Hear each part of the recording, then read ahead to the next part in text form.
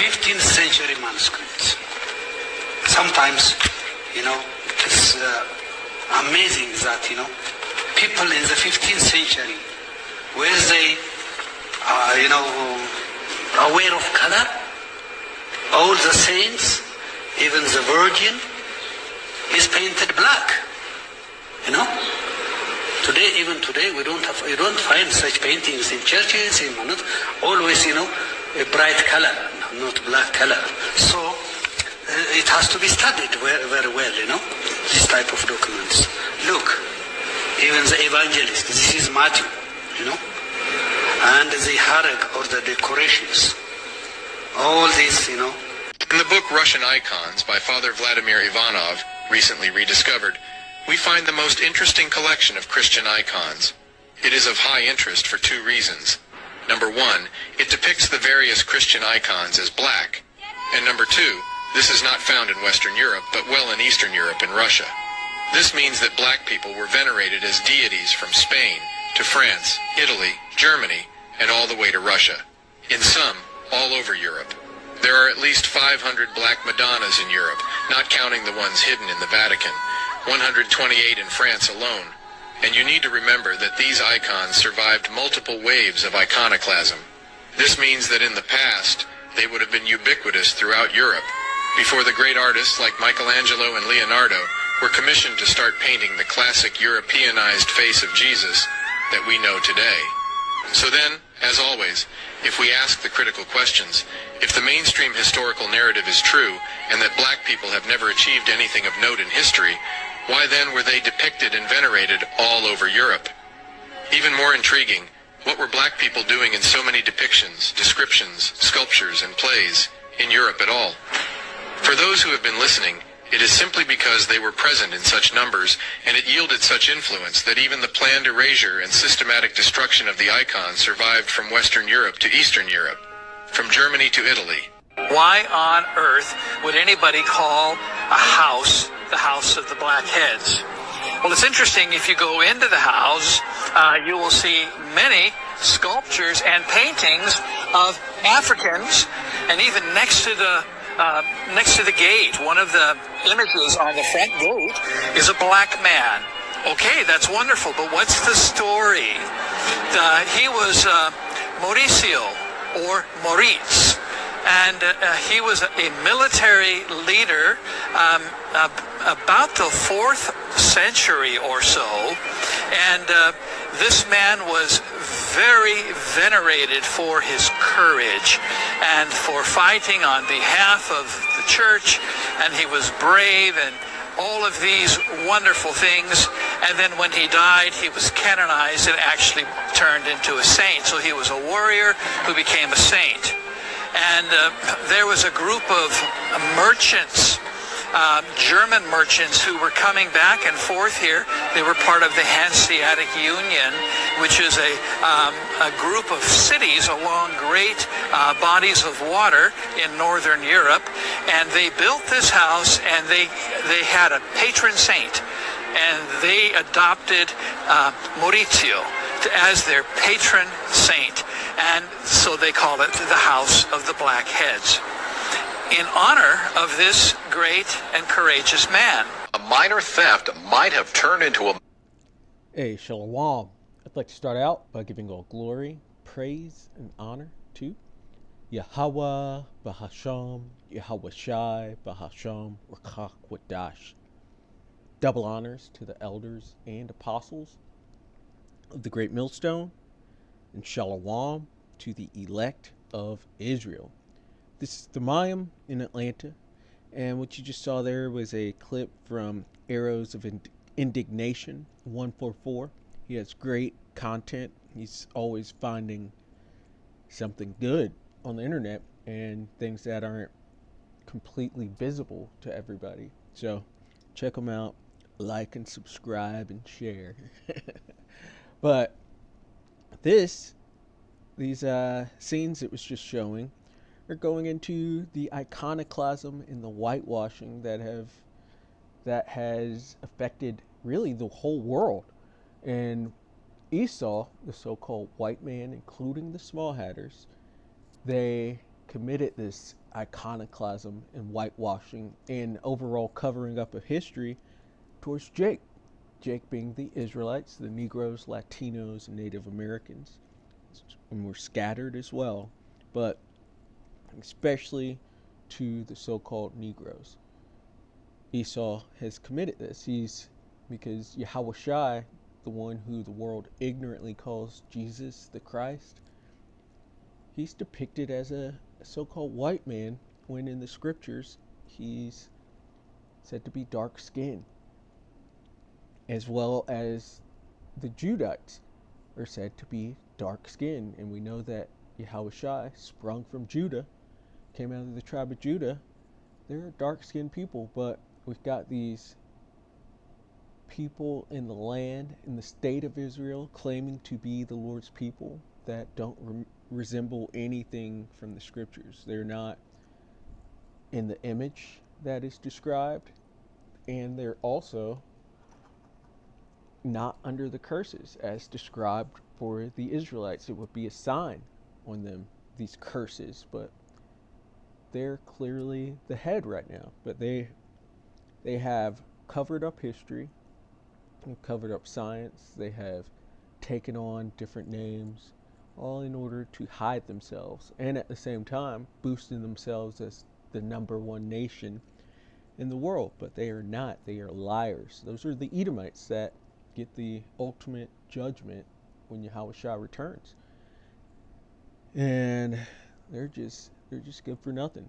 But this is a shameful spewing on their glory, uncovering of their lies, because they have gloried in being the so-called Christians and gloried in being the Lord's people, those JOOs over there. But they're nothing but liars, and this is going to turn into a complete shame for them. They're going to go out shamefully. But right there it had 1 Maccabees 3 and verse 48. So that's where we're going to go. And this is during the time of the Maccabees, it's said by the chapter, and when they went in to reclaim the temple. But it says this, it says, and laid open the book of the law, wherein the heathen, and they were under attack by the Greeks. But the Greeks weren't Japhetic people. They had been taken over during the time of Alexander by the Edomites. It even go over a chapter right down here. It says, and they set there a garrison to keep it, and fortified Bethsura to preserve it.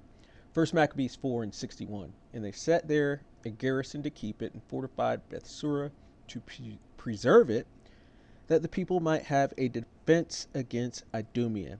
And so you come back to the first chapter, 1 Maccabees 1 and 1, and it says, and it happened that after that, Alexander, son of Philip, this is who we call Alexander the Great, the Macedonian, who came out of the land of Chittim, had smitten Darius, king of the Persians and Medes, that he reigned in his stead the first over Greece. So stead goes into stock, and he's the first Edomite over Greece. So they moved in, they started calling themselves Greek, and from that time period on is why some people think that these are Japhetic people, when they really conquered and pushed out the Japhetic people. So-called white people and small hatters are the Edomites, the biblical Idumeans, as we just saw. But going back to 1 Maccabees 3 and 48, and laid open the book of the law, wherein the heathen, those heathen being the Idumeans or the Edomites, which Idumea is the Greek way of saying Edom, had sought to paint the likeness of their images. Iconoclasm. They covered up the faces of the judges thereof. They covered up everything. And so, actually, let's just go straight to Job, because I just mentioned it. But Job 9 and 24, the earth is given into the hand of the wicked being the Edomites, these white people and these small hatters. That's why they're in charge right now. That's why they have such influence and sway and power right now because they had a temporary blessing from the Lord to take the fatness of the earth and with their blessing the sword, which the sword turned into any type of weaponry that they have created or invented. So these new technologies still count as the sword. The gun still counts as the sword, as well as the missiles. They're even referred to as arrows in the scripts. But that's their blessing, and these are the things they've done, such as commit iconoclasm and repaint history in their likeness. And it's all goes into them being lifted up while putting Jacob down. And even them doing this iconoclasm, they've done it with the other nations as well. Jacob, the Israelites being the first and foremost, but even within Israel, they've done it with Gad.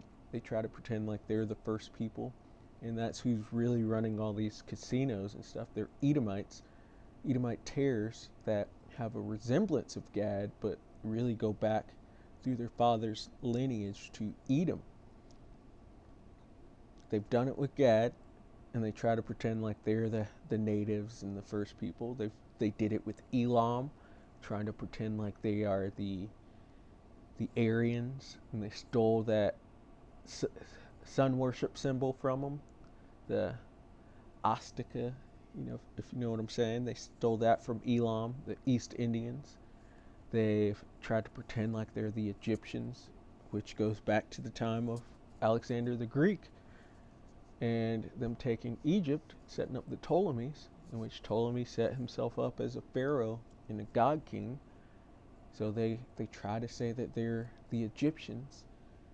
Who else? The Europeans go back to Japheth, so they're not even Europeans. They try to pretend like they're the original Europeans, and that being in Europe is the reason they have no melanin, why they're so pale, because of the climate. No, that's a lie. It's because the Lord took it from them. Who else? Basically, they're name stealers. They are heritage thieves. That's why Micah 2:2 talks about how they covet fields and take them by violence, and houses and take them away, so that they oppress a man in his house, even in his heritage, because they steal heritages. But their time is coming to an end. That's why these things are coming out. It says, Job 9:24, the earth is given into the hand of the wicked. So they are in power now. Esau is the end of the world. Jacob's the beginning of it that follows. It says he covereth the faces of the judges thereof. And we saw the beginning of that in 1 Maccabees chapter 3.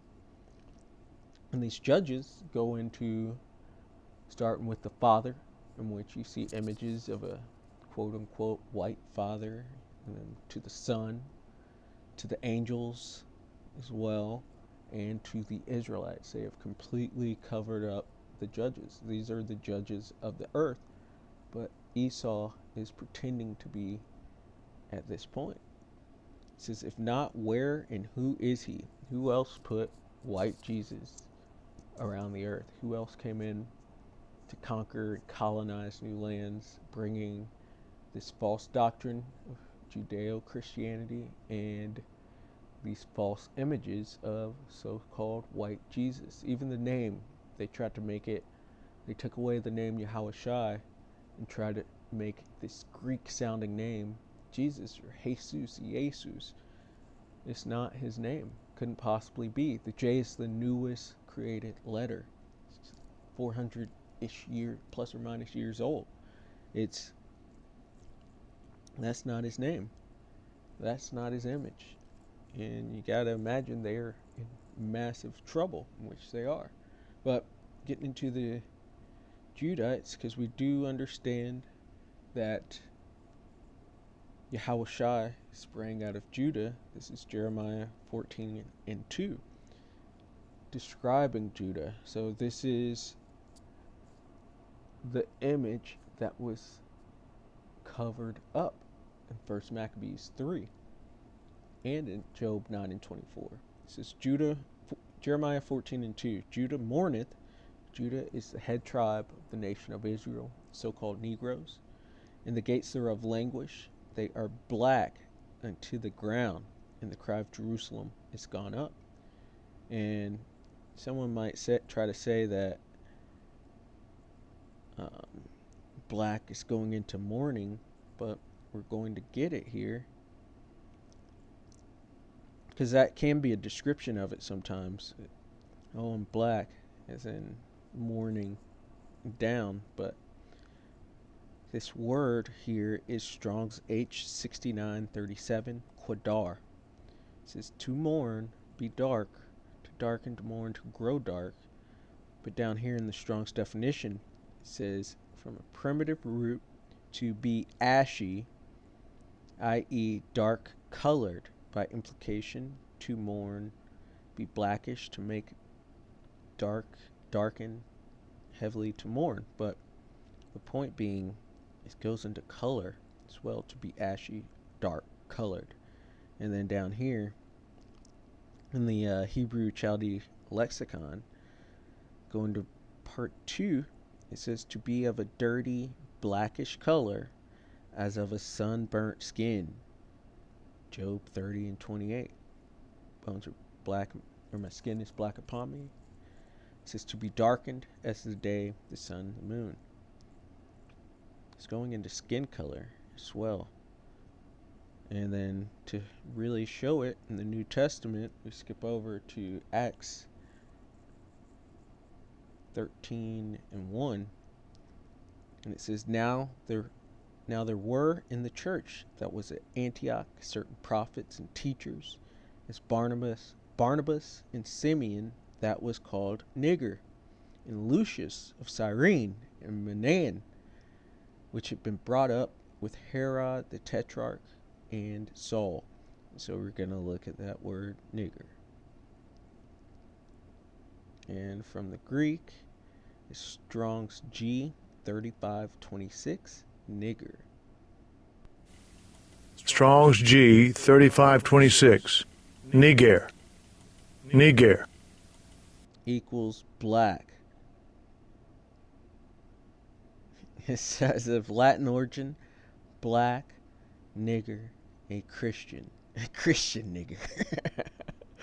But the Christians are dark skinned. The actual Christians. The followers of Mashiach. Originally, we were all of dark skin. But we broke the law, statutes, and commandments, which caused the diaspora, or us, to be put under the curses, and one of those curses is the scattering. So we've been scattered throughout the four corners of the earth, going into the women of the other nations, so we don't have that original look that we used to have. And it's always been fine for Israelite men to get with the women of the other nations, bringing out children. So we weren't all going to be dark skinned like this, but that is the original look of an Israelite. It's not some pale guy with long hair. Long hair even goes against the scriptures. It's a shame for a man to have long hair, but they showed this depiction that is a shame unto them, really, because it's becoming a shame, because they have lied. They've lied about every single thing under the sun, about who they are, who we are, what the Lord looks like, the Father looks like, the angels, the Israelites. They've lied and taken it onto themselves. But now it's being revealed, and they've set themselves up as the ministers of light, but they're really just Satan's people, which means adversary. They're against everything the Lord has created. They're against creation, and have tried to pretend like they're the actual people, but they're so far away from that. And so, Lord willing, that was edifying. I'd like to give all glory, praise, and honor to Yahweh, Bahasham, Yahweh Shai, Bahasham, Wadash. Double honors to the elders and apostles of the great millstone. Shalom to the elect of Israel. Shalom.